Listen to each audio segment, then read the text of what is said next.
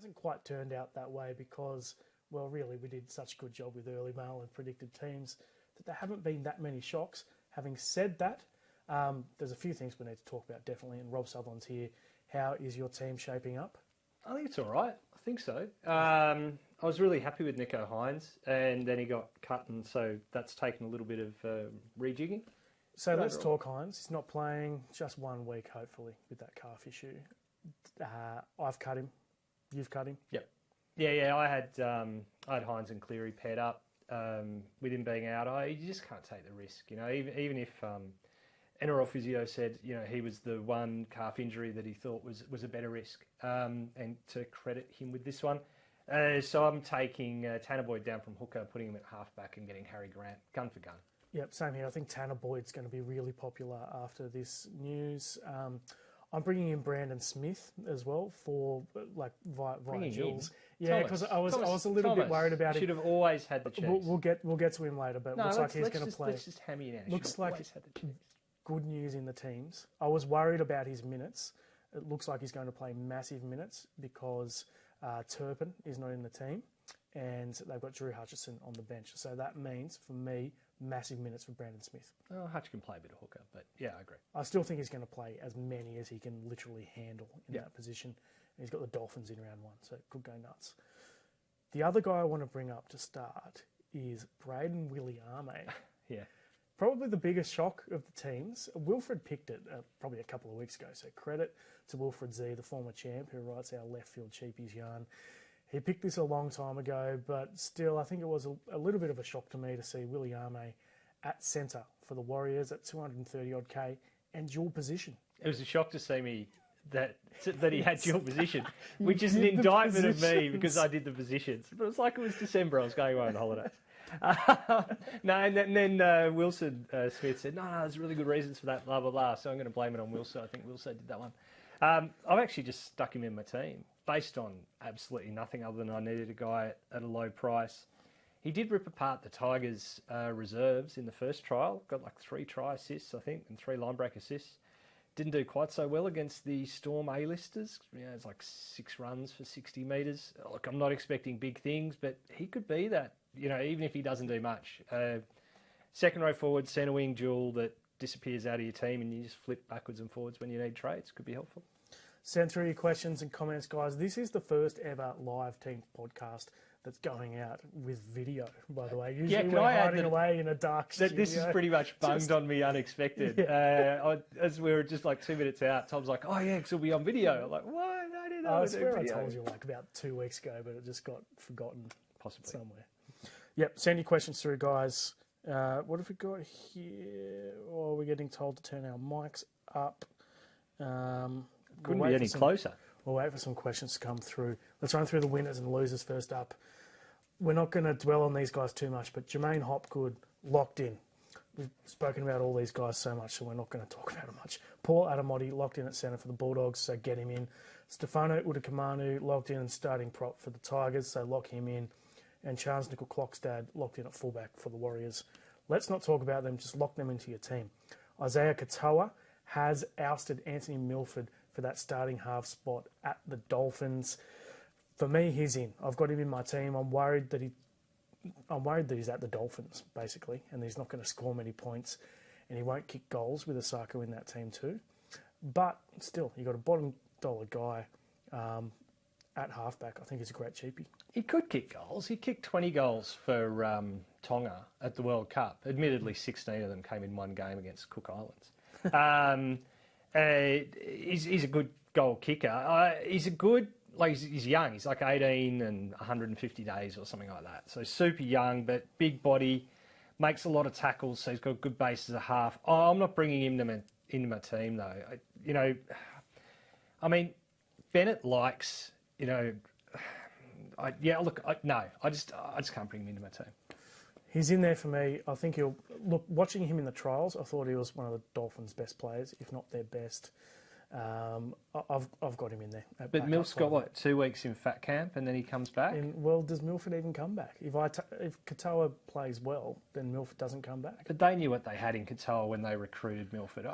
Bennett does this, man. I don't trust Wayne You reckon Bennett. it's just a rev up I think for the so. Milf? Yeah, I'm not saying this. It's not this week. I'm not saying it'd be the ultimate Wayne to pull that trick on us to name a team on Tuesday and roll out a different one on Saturday or Sunday. But I think it's a weak kick in the bum. Heaps of questions coming through on Facebook Live. Hit us up there. We're also on YouTube Live as well. Is the Cardi party back on? Name to start for the Eels. He's not in my team, 230 odd K. But they've got a whole bunch of guys to come back into that team, namely Madison and Sean Lane with his jaw, yeah. So I can't go near him or Dury, to be honest. I might go Dury on the basis that he holds his spot and Cardi goes to the bench. It seemed in the preseason that Dury was in front of Cardi. So Lane's not expected back round 6 to 8 with that broken jaw. So, I think Dury gets enough time to make some money. Tim Matthews is saying, this is for a Roosters fan, Corey Allen shouldn't be seeing the starting 13, not even in reserves.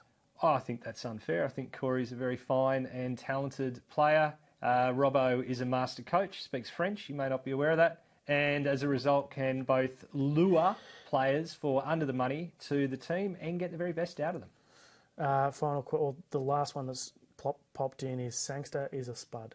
So that's a good way to start the season off. I didn't know you were going to stick up for me or just follow your Roosters? No, I was going to say, I didn't know your wife was following the SuperCoach live. But, hello, Mrs. Sangster. Let's run through more winners and losers. Sunia Taruva wins that spot, the wing spot of Taylor May. There was some chat. It would go to Jesse McLean. That hasn't happened. McLean's not even in the squad. So Taruva, lock him in. Could be one of the cheapies of the year. Yeah, I think so. He's a much bigger boy than Jesse McLean. So, I just thought they were going to use that big body to bring the ball back. The other big winner there is Brian Toto. Assuming that Toto slides back over to the left, much more productive. Yeah, well, you would assume that's the case. Taruva played right centre, so he switches out to right wing and on the left.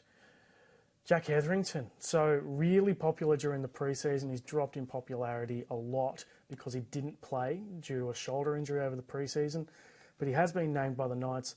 It's on the bench though, so I can't go near him given that he averaged over 60 minutes last year. Yeah, but he's going to have a different role, isn't he? He's going to have a high impact middle role as opposed to a low impact edge role where the biggest impact he has was on a player somewhere above the neck and therefore he gets sent off. That's I could almost get around him his dual position, but I think there's others a little cheaper that are a little better. Let's go to Olafiana Khan Pereira. Very popular cheapie. Wins that wing spot at the Titans. Brilliant in the preseason. 6 tries in 2 games. It's very hard to leave him out, but I am a touch worried about Brian Kelly and Patrick Herbert, coming back into that team.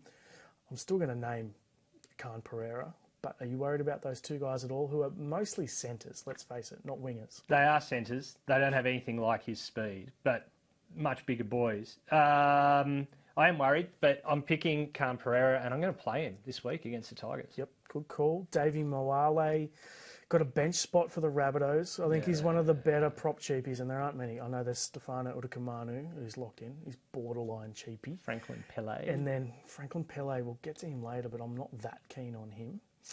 And Davey Moale, I probably have top of the sort of cheapies. Yeah. But even he is probably only getting minutes because Hame Sele's out in round 1.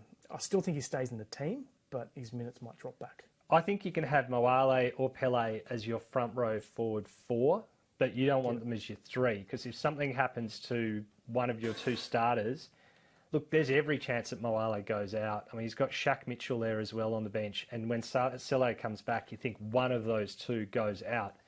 And Moale's got all the talent in the world, but the team likes Shaq, so it's no guarantee. Moale was really good in the trials, it has to be said, but still, I tend to agree with you. FRF 4, not an FRF 3. Jackson Ford, good to see him named to start for the Warriors. That's how they ran out in the trials, and he was really good in the trials. Former Dragons player, of course, who's gone to another club and looks like he could go to another level from a cheapy price. I went and had a look sort of back at his stats, and very impressive. When he gets more than 50 minutes, he's a real workhorse. The issue is that the Warriors have a lot of those sort of middle edge forward workers, Barnett and Tohu and Josh Curran sitting there on the bench, and you got Jazz Tavanga due to come back in a few weeks. What's it all do? But you also got to think new coach likes what he saw from the guy in the preseason, gave him, a start in the preseason challenge, must have enjoyed it, gave him another start. Sometimes you just got to go with that. Yeah, I feel like he's locked into that starting spot at least for a few weeks, and then we'll see what happens from there. So he's in my team. He's only at about 3% ownership, so I think he's well under-owned. He should be much more than that. William Warbrick, so he wins that wing spot at the Storm. Job security is an issue, given that he's in there probably because of injuries. They've got Jennings back in round 4. Is Jennings good enough to take Warbrick's spot, though? Because given how well Warbrick went in the trials, it could be his spot to lose. Well, I think it's his spot to lose. Very big gentleman. Yes. We'll be doing that work at the back, which is great for SuperCoach. It's just pure stats. And this is the try that he scored in that final trial, just brushing off players, carrying blokes across the line. 105 kilos, so yeah, he is big. I think he could be a real revelation this year. Yeah, look, I'll be thrilled if he stays in the team. But the Storm outside backs can find an injury, so even if he lasts 5 or 6 weeks and then goes out, I wouldn't sell him in a hurry. Speaking of Storm backs, Remus Smith, he wins that centre spot as we expected. So is he in for you? I think I had to take him out just on cash, same as the next guy, Tommy Talau. It's this tricky thing. I'm just trying to find enough money to get Christian Welch as a third front row forward, and I'm sacrificing in the backs to do it. Look, I've got Remus in, and I'd take him ahead of Tommy Talau, to be honest, because he is a centre at a very good attacking team, whereas you've got Talau, a centre at a not so good attacking team from last year, who, it must be said, were promising in the trials though. I take everything on board that you said. I would actually argue that Tommy Talau is a better player than Remus Smith. I think he's a really talented young player. He's on the side with Adam Dwayhe, so he's going to get the ball. It's going to be called that way a lot. If I had to pick between them at the moment, I think I'd almost go Talau just to be different. Harley Smith Shields. So he's a guy I'm pretty keen on. Only 1.2% ownership, which I find ridiculous, because he's at about that 300k mark, named at centre for the Raiders, and they've got Savage out until round 8, so presumably he's got that spot locked in for quite a period of time. He's a tricky price though, isn't he? 300 odd K, so you've got all Remus, Talau, Harley Smith Shields, all these guys are around exactly the same price. Not to mention he doesn't even have... Charles Nickel-Clockstead. Doesn't even have his own hamstring tendon in his knee. I mean, it's his brother's hamstring tendon holding his knee together. I don't know if that gives me confidence or not. Maybe he had a bad hamstring or a bad tendon in there. Maybe his brother's better. Is Tommy Turbo in for you? He's confirmed for the Sea Eagles. Got to bet that price at home. I mean, someone in the blog asked a question. It was a fair one. They've got the bye in round 2. Why don't we just watch and see how he goes in round 1? He might break. I'm like, he's playing at 4 Pines Park. Beautiful beer, by the way. I've yet to get anything. Playing at 4 Pines. They make like a lager and a stout. Tommy Turbo will probably drink a couple when he scores a hat-trick. Yep, he's in for me. I am a bit worried about that round 2 bye, but I think you just have to get him in. And one of the bigger shocks about the teams, Pasami Saulo, named a start for the Raiders. So that perked my interest, given that he is, 230 odd K. I have some very interesting mail on this one. Yes. They say that Josh Papali is out for a bad calf. It's not true. He actually had complications from off-season surgery. He was getting a breast enlargement, and it went wrong. And Pasami Saulo, the door is opened up for him. I wish we had that footage to run. Google it, my friends. It's well worth a look. Look that up. Moving on to the losers list. So Saulo's not in for me. I think that could be a bit of a trap with Papali due back next week with a calf injury. Losers. So Josh Schuster, not there. He'll be back in round 3 though. Possibly. I'm stashing or not. him. I'm stashing him. I reckon he'll be a really good cheapie at some stage. He'll be good for SuperCoach at some stage. So just pick him from the start and save the trade. Well, see, I'm going with the players who are actually playing now, and I figure when I need the downgrade, Josh Schuster will be that guy because I don't think he comes back in 3. I think he comes back in 4 or 5, and therefore his price doesn't go up till 6 or 7. Could be perfect time when Sean Lane comes back. Dury goes out. He's made me 150k. He becomes Josh Schuster. And why are you so sure that Josh Schuster won't play round 3? Dodgy calves, mate.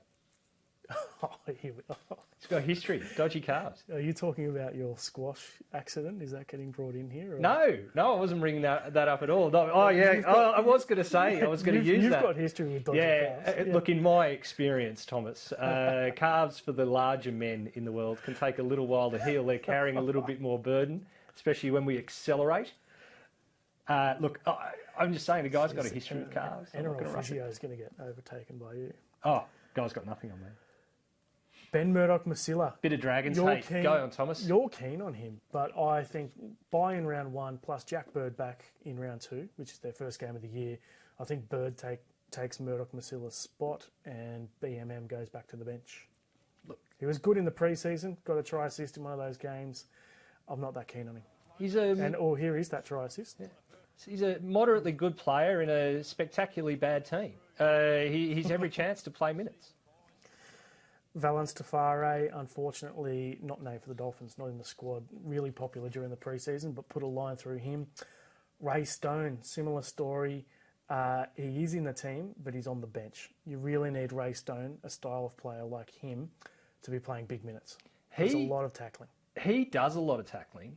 He's a bigger body. Like, he's bulked up a little bit while he was rehabbing the knee. He did a Josh Hodgson and built up the guns. He's definitely a middle now. He was more of a utility in the past, but I could still get around him if you absolutely had to. Are you going with Tom Gilbert? So Gilbert's the guy who's won the 13th spot there at the Dolphins, which was kind of up in the air between Stone and Gilbert at one stage, but Gilbert's won it.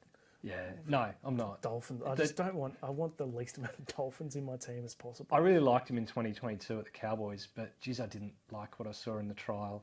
Yeah, not at 500k. And then finally on our losers list, Jack Howarth. This is a guy who was so highly rated that got a 5-year deal at the Storm, but even with these 9 injuries that they have at the moment, they've sort of dispensation from the NRL, and Jack Howarth still can't get a game. I think he's going to have to wait till next year when Bellamy leaves. Obviously, he's done something to Belly, and he's like your persona non grata, which, like, if I was Jack, I'm like, great, I'll just go and spend my time up on the sunny coast playing for the Falcons, and when that lunatic leaves, I'll go down and join the Storm again. If he does leave. Heaps of questions coming through. Evan Burnett is asking, how about Sean Bloor? We spoke about it in the office before. Yeah. What do you reckon? My worry is that he's just there while Bateman's out. And while the speculation is that Bateman's out for a month to get his conditioning up, Lee Hadji Plenteous, why did I go there? I should have said the chairman. Was quoted today saying that, that Bateman was better than that, and it's just a conditioning thing, and he could be back in a week or two. So that's my worry on Bloor. Jonathan's asking thoughts on Murray versus Carrigan. I've got Cam Murray, and he was so good in the Charity Shield. I think you spend up for him. I think so. I think it's going to be closer at the end of the year than it is at the start of the year. I think Carrigan, is just getting better.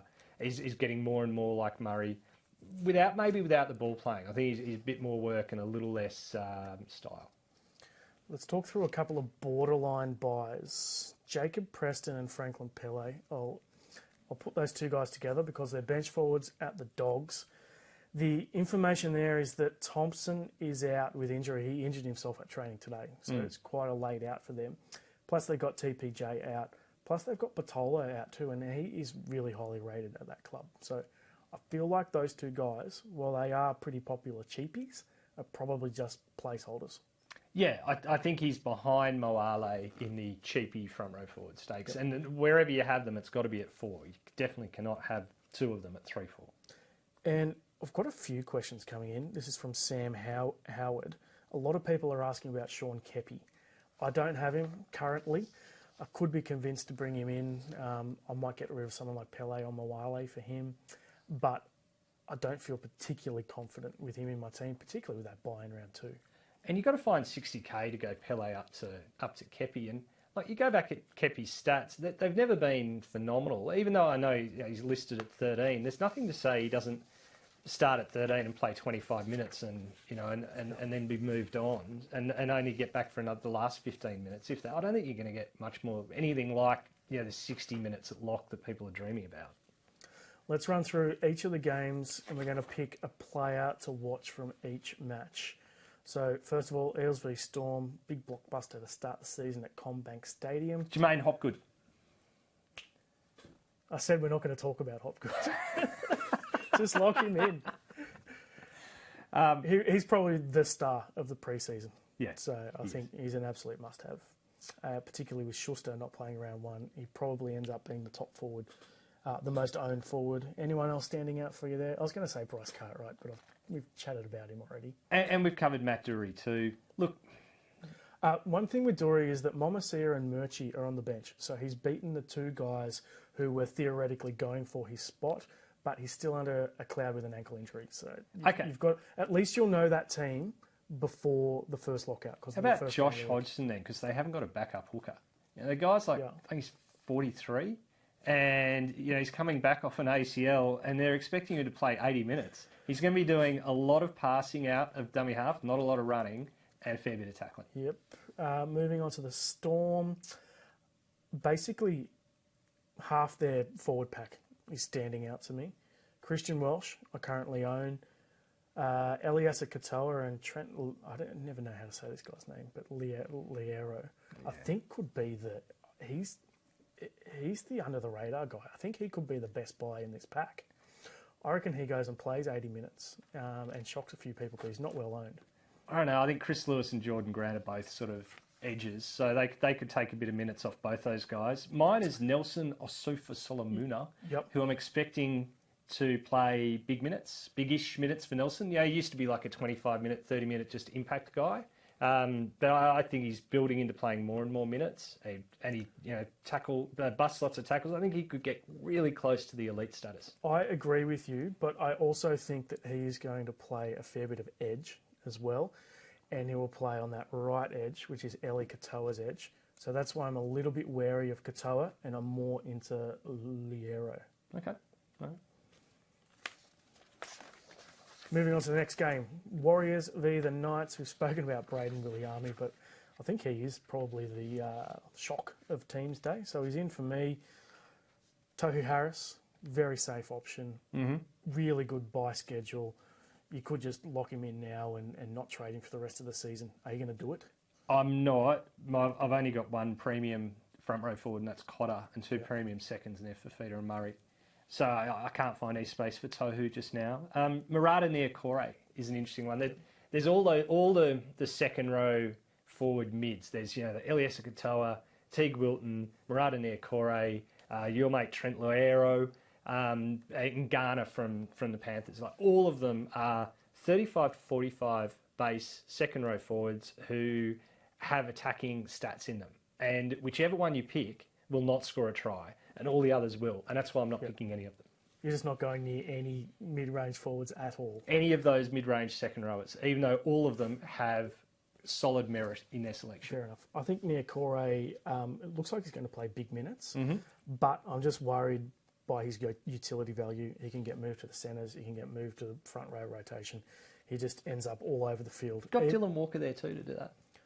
That's true, but... yeah, that is a good point. But still, Niokore is just his utility value is his biggest asset in actual NRL, but it's not good for SuperCoach. At the Knights, what are you thinking here?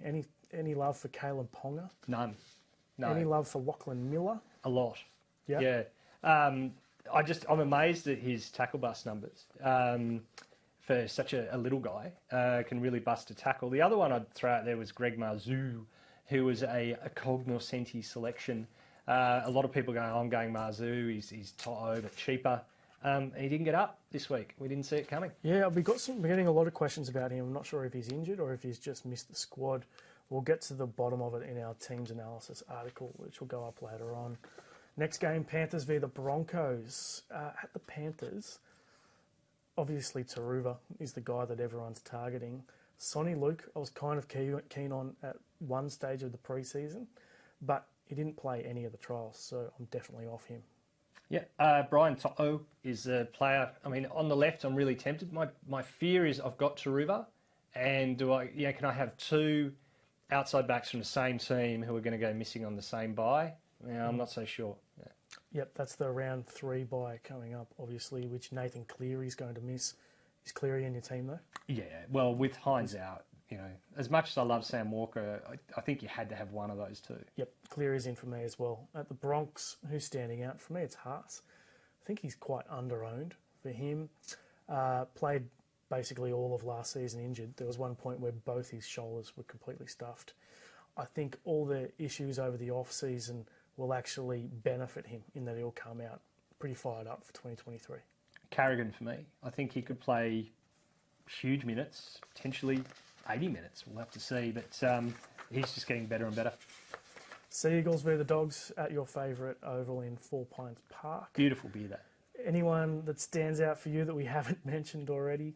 No, I suppose I'll throw in Kelma Tuilangi as the other skillful edge second rower who's a 35 to 45 guy.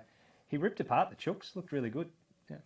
One guy I want to mention is Jake Trbojevic, who basically has been SuperCoach irrelevant for a couple of years under Des Hasler, being used as a ball player, essentially. I think this year, under Seibold, the new coach, he will go back to being running forward, and I think his base stats will go through the roof this year.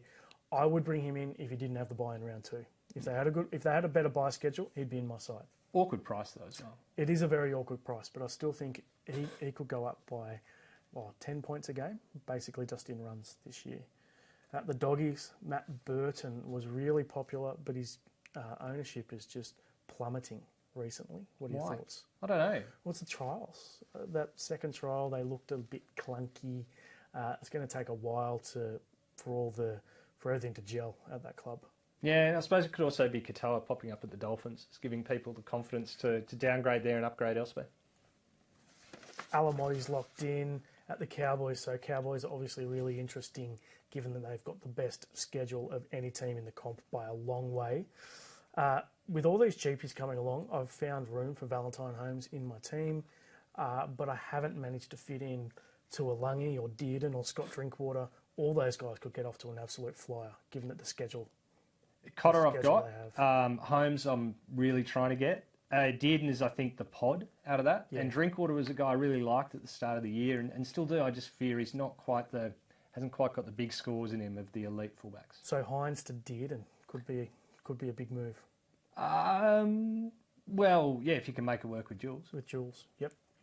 At the Raiders, I'm keen on Harley Smith-Shields. No one else is at 1.2%. I'm still going to take the punt there. Anyone else standing out? Seb Chris at fullback is an interesting decision from an NRL viewpoint, but not really Supercoach-wise. I had people ask why people ignoring Tapane after a big year last year, and part of it is because he's priced after a big year. So, you're not getting the bargain that you were at a point last year. Interestingly, he's been named at prop after being named at lock during the trials. And I was going to say, I didn't like him at lock, but I do like him at prop. And he's somehow managed to earn dual status out of that.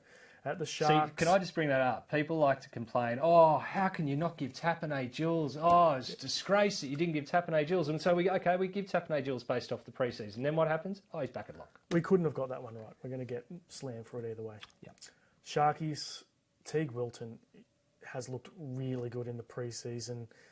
He did average 60-odd minutes last year. I think he's going to play 80 this year, but still, it's presumptuous. You don't actually know if his minutes are going to improve. So I think it is a risk. You still got Wade Graham sitting there on the bench. And yeah, he's apparently going to play as a middle, but still. Mate, Wade Graham can't play as a middle. He gets knocked out. He can't. And he's got legitimate concussion issues with some serious sort of follow-ons from being knocked out last year. I don't see that at all. If Wilton's on the edge, then it helps Renato Mulatalo. I'll say that because Mulatalo was much better when Wilton was there. At the Rabbitohs, look, we've spoken about Murray. He's in for me. Latrell Mitchell is a pretty serious pod this year. It's a stack position at fullback, but Trell, I know they've got a really tough run to start the year, but Latrell Mitchell tends can even go better in those big games. Yeah, look, it is a super tough draw, but I mean, I like Cody Walker. No one sort of owns Cody Walker, and the draw is terrible, but like Cody Walker has just been so reliable for so long. I can see myself sort of switching that way, and the other is the same as Damien Cook. Everyone's off Damien Cook. They're all on Harry Grant, and I can understand why, but like the ownership shouldn't be that far different. Yeah, check out the Masterminds pod squad, which is on our site right now, and Latrell and Damien Cook are both there, and I can make a case for both of those guys. Dolphins v the Roosters. What are your thoughts here, Rob? Pretty much covered it. Hamaso Tabuai-Fidow was, well, he still is really popular. I'm not going there. I just don't want any attacking players from the Dolphins. I was in the pre-season just because it was a decent price and you could get him at centre. But more cheapies have popped up that I like more. So, yeah. Anyone else standing out there? Obviously, Isaiah Katoa is going to be popular. No, I want to wait and see. I mean, Katoa is popular, and it's a huge risk taking a kid at 18, though. At the Roosters, so the guy who stands out here is Egan Butcher for me, at a decent price, and Angus Crichton unfortunately out indefinitely. So he could have a pretty good run in that team. He could. I'm sort of glad in a way that Siwa Wong didn't get up, because I don't think he's quite ready yet, but he's going to be putting pressure on Egan quickly. And Egan at the bench gives you a bit more flexibility. You can play middle, can play edge as a utility. Sam Walker, love. I think he'll take a step up even further this year. Yeah, I mean, Dolphins in the first round, so you'd think that a lot of Roosters go nuts this weekend. Who are you captaining this weekend? Is it going to be Teddy in this game? No, it's Cleary. Cleary, yeah. Yep. Even in the third game or whatever it is. Get it out of the way. Yep. Tigers v the Titans. It's at Leichhardt Oval. I don't know what to make of this game because the Tigers look pretty good in the pre-season. Titans are coming off a shocking season but look like they could be on the improve. Who knows what's going to happen? Could be a good game. Who is standing out at the Titans? Or Dewey. Adam Dewey. Dewey. He's in for me. Yeah. I was worried that Stefano would get named on the bench, but he's starting, so he's definitely in for me. Yep. And then, Tommy Talau. I've got a big decision to make on him. It'll kind of decide, what will decide it for me is what I do at 5'8". Whether I go with a second 5'8" like Cody Walker or Burton, or I go a second 5'8" like Katoa, and I can just spread that cash around elsewhere. Yep. And at the Titans, you've got Khan Pereira, really popular. Anyone else standing out? David Fafita's in for me. Fafita's in my team. He can't go any worse than last year, surely. Exactly. He played centre for a bit. He was on the bench. It was just so bad. Surely he improves this year. And he's got Tanner Boyd inside him, so I've got both of those guys. His old Keeper Park teammate. Little gem you might not know. Yeah. I only know it because you've mentioned it about 7 or 8 times in the office. I don't have many things. Jamin Jolliffe. This should be the last guy we talk about because he's the greatest player in NRL. Jamin Jolliffe had a spectacular pre-season, and I say he steps up this year, plays Origin. Huge. All right, we'll go out with a really hot take there from Rob Sutherland. Teams are in for round 1. Go check them out on the site. My team's analysis is coming soon, and we'll be back at 11 a.m. on Thursday. That's our game day show, which is, there's no countdown show this year, no pre-luck up podcast. It's all getting morphed into that game day show at 11 a.m. on Thursday. We'll catch you then.